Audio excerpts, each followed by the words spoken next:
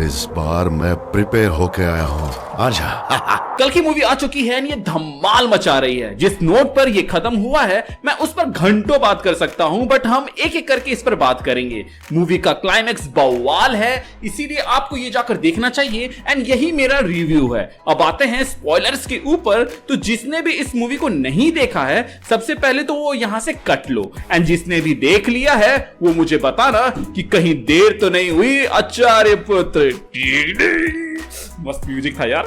Okay, जिन लोगों को समझ में आ गया वेल एंड गुड, लाइक ठोक देना। जिनको नहीं समझ में आया दोबारा जाकर देखो मूवी। खैर, अब आते हैं एंडिंग के ऊपर। तो बॉस आखिर एंड में हुआ क्या एंड फ्यूचर में क्या हमें देखने को मिलेगा, चलिए इन सब के ऊपर बात करते हैं। शुरुआत करते हैं मूवी के मेन कैरेक्टर, जो कि पूरी मूवी में साइड कैरेक्टर जैसा लग रहा था, बट एंड में जब ट्विस्ट रिवील हुआ तो वो एकदम लीड पर आ गया, जो कि है भैरवा। अब मूवी देखने वालों को तो ये बात पता चल गया है कि भैरवा कल की नहीं बल्कि कर्ण का अवतार या फिर क्या पुनर्जन्म है, जो कि बहुत ही खूबसूरती के साथ दिखाया गया है। एज कर्ण की मृत्यु जंग में हुई थी एंड उसको जंग से ही उठाता है ये कैप्टन, जिससे ये मिस्ट्री बना रहता है कि वो आया कहां से है, एंड वो भी उस दौर में जब कोई लेडी रेयरली प्रेग्नेंट होती है। प्लस मैं यहां पर शायद तक थोड़ा सा स्ट्रेच कर रहा हूं, बट कर्ण का जन्म भी बहुत ही मिस्टीरियस वे में हुआ था, जहां कुंती जी ने उनको सूर्य भगवान से वरदान के रूप में मांग लिया था। सो यहां पर भी मेरी वो वाली थ्योरी अभी भी सच हो सकती है कि भैरवा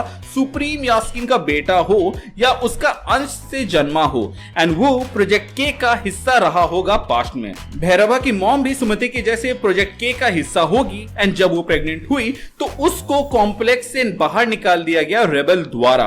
लेकिन जब वो भाग रही होगी तो वो एक जंग के लपेटे में आ गई होगी, क्योंकि कोई भी लेडी अपने बच्चे को लेकर जंग में तो नहीं जाएगी। या फिर यहाँ पर ऐसा भी हो सकता है कि सुप्रीम यास्किन के लोग उसके पीछे पड़े होंगे, तो जो प्रभास की मम्मी होगी वो प्रभास को जंग में किसी जगह पे छुपा दी और खुद एक डाइवर्जन क्रिएट करके भाग गए, जैसे कुंफू पांडा में उसकी मॉम भाग गई थी अपने बच्चे पो को बचाने के लिए। अब बात करते हैं कि कर्ण यहाँ पर कहां से आ गया, क्योंकि वो तो चिरंजीवी नहीं है और ना ही उसका जिक्र कल की पुराण में है। लेकिन कल की पुराण में ये कहा गया है कि 7 चिरंजीवी के अलावा बाकी देवी देवता भी जन्म लेंगे किसी न किसी रूप में, ताकि वो कल्कि का साथ दे सके कली को हराने में। एंड ये पहली बार नहीं होगा कि किसी युग में विष्णु जी का अवतार को सपोर्ट करने के लिए बाकी देव देवताओं ने किसी न किसी रूप में जन्म लिया होगा और फिर मदद किया होगा।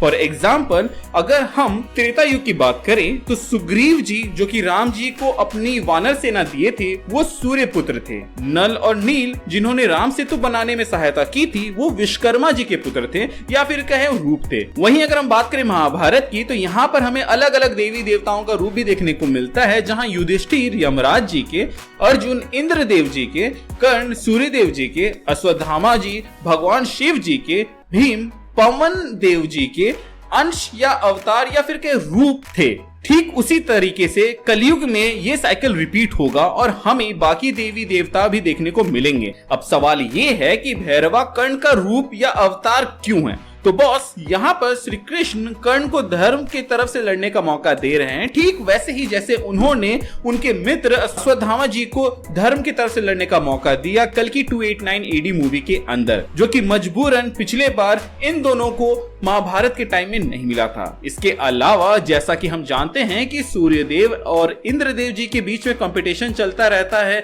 राजा बनने के लिए, जो कि हर युग में हमें पृथ्वी में भी देखने को मिलता है। फॉर एग्जाम्पल, त्रेता युग में बाली वर्सेस सुग्रीव, जहां बाली इंद्रदेव जी का अंश थे, वहीं सुग्रीव जी सूर्यदेव के अंश थे। द्वापर युग की बात करें तो इसमें कर्ण सूर्यदेव का अंश थे, वहीं अर्जुन इंद्रदेव के अंश थे। एंड कोइंसिडेंटली हमें अर्जुन का गांडीव कल्कि 289 AD में देखने को मिलता है, जिसको सुप्रीम यास्किन चला सकता है। तो उसको काउंटर करने के लिए तो बॉस कर्ण को आना तय था, और इसीलिए हमें कर्ण का अवतार भैरवा देखने को मिलता है, जो कि विजय धनुष चला सकता है। ये कोई कोइंसिडेंस नहीं कि अश्वत्थामा के पास विजय धनुष था, जो कि उसके मित्र कर्ण का अस्त्र था। यहाँ पर उनके पास उनका अस्त्र भी हो सकता था, लेकिन यहाँ पर उन्होंने कर्ण का ही अस्त्र रखा। तो कहीं ना कहीं ये चीज ये इंडिकेट कर रहा है कि हमें फ्यूचर में जाके सुप्रीम यास्कीन वर्सेस भैरवा देखने को मिलेगा, जहां सुप्रीम यास्कीन के पास गांधीव होगा, वहीं भैरवा के पास विजय धनुष होगा। सो आप देख सकते हैं कि कितने खूबसूरती के साथ 2898 AD को लिखा गया है, जहां पैरेलल बिना खोजे ही मिल जा रहे हैं। एंड इन्हीं पैरेलल्स में ये जवाब भी छुपा हुआ है कि भैरवा सुमिति के साथ क्या करने वाला है फ्यूचर में। अगर आपको याद हो तो कल की 2898 AD मूवी के अंदर हमें दिखाया जाता है कि भैरवा को उसके एडॉप्टिव फादर यानी कि कैप्टन बेच देते हैं, बट भैरवा यहां पे डबल क्रॉस करता है और कैप्टन को ही बेच देता है। देखा जाए तो भैरवा के पास अब मौका है कैप्टन से अच्छा फादर बनने का और सुमति की रक्षा करने का, जो कि वो कॉम्प्लेक्स में सुमति को ना बेचकर कर सकता है। वैसे भी बुज्जी ज्यादा दूर तक फ्लाइट नहीं कर सकती है, प्लस उसने पीछे का व्हील को निकाल दिया है, तो यहां से भैरवा डायरेक्ट कॉम्प्लेक्स तो जा नहीं पाएगा। सो चिल गाइस, कल की इज सेफ। एंड अगले पार्ट में मोस्ट प्रोबेबली हमें सुप्रीम यास्कीन की ओरिजिन दिखाई जाए और ये दिखाया जाए कि कैसे बाकी बाउंटी हंटर्स यहां पर सुमिति को हंट कर रहे हैं और भैरवा उन्हें बचा रहा है। भैरवा का रोल मैं एज फादर फिगर ही देख पा रहा हूं। एंड क्या पता भैरवा का असली नाम विष्णु व्यास हो, जो कि उसकी मां ने बचपन में रखा होगा। वैसे भी सुमिति के ऊपर 1 मिलियन का बाउंटी है, तो एज आई सेड अर्लियर कि उसके पीछे तो लोग आते ही रहेंगे, तो इतना आसान तो भैरवा के लिए होगा भी नहीं कि वो कॉम्प्लेक्स तक पहुंच जाए सही सलामत। ऊपर से अब अश्वत्थामा जी को यह बात पता चल चुका है कि भैरवा उनके प्रिय मित्र कर्ण के ही अवतार है, तो अब वो उनका विजय धनुष लेकर उसके पास जाएंगे ताकि भैरवा को याद आए कि उसका धर्म क्या है और उसको क्या करना है। एंड यहां पर मैं अप्रिशिएट करना चाहूंगा मेकर्स को कि उन्होंने भैरवा का नाम देकर जिस तरीके से हमें यहां पर डाइवर्ट किया है, जहां पे भैरवा नाम सुनते ही हम ये सोच रहे थे कि ये कल्की जी के अवतार होंगे या फिर शिव जी के कोई अवतार होंगे, बट असल में ये कर्ण के अवतार निकल गए। प्लस ये बंदा शुरू से बोलते आ रहा था कि ये कभी भी कोई फाइट नहीं हारा है।